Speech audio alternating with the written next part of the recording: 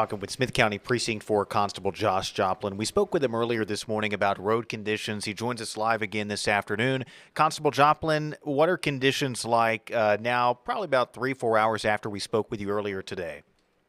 So the ice is melting on the roads where we have a lot of sunlight, and so right now my truck's showing 33 degrees. So that's just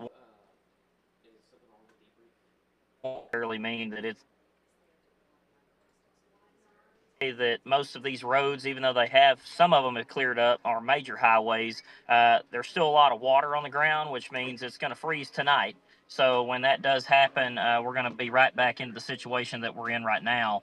I can say that the slide offs are still happening. We still have vehicles that are stalling in the roadway, even on some of these highways. 31 still has a lot of ice on it, even though there's some areas that have cleared up. We have a lot of areas on 31 that still have a very thick layer of ice. I just came through there about 5 or 6 minutes ago, and I was sliding pretty good myself. In Constable Joplin, earlier when we spoke with you, you had responded to a couple of slide-offs, especially people with two-wheel drive vehicles. Has that kind of tapered off throughout the day, or has that remained the same? I would say the slide-offs have tapered off, but the stalled vehicles have remained the same. We still have a lot of people that can't make it up a hill, or they're trying to make a turn and they just can't make that turn in time, and so it just stalls them out. And obviously, the sheriff's office and myself both have been out on stalled vehicles. My two deputies were actually stuck with an 18-wheeler at 271 and I-20 for about 2.5 hours today, and I believe they just now got him freed up about 15 minutes ago. So, it ties up law enforcement. It ties up fire for people to be out driving. If you don't have to drive, I would certainly recommend staying home. And even though these roads look clear right now, I can almost guarantee you after tonight, when those temperatures drop, this will be what we call black ice, and it'll be matching the color of the roadway, and you won't be able to see it, which makes it they can drive normally.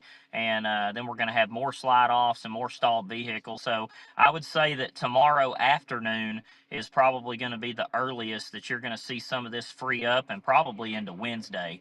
But it's definitely it is melting, but that doesn't mean it's not going to be frozen when we wake up tomorrow morning.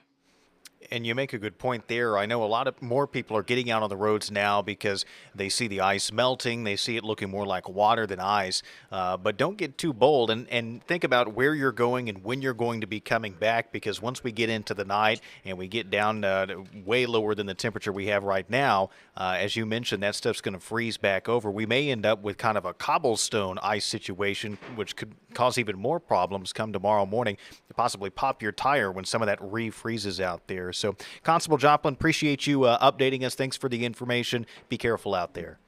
Yes, sir. Thank you, Blake. Y'all have a good day. Thank you. All right, Precinct 4 Constable Josh Joplin speaking with us again this afternoon, updating us on road conditions. He mentioned there, we asked him, have you seen a decrease in the number of people sliding off the roads? The answer to that question was yes, but he says he's actually seen about the same number of people stalling out, having trouble getting up hills and down hills and things of that nature. So we appreciate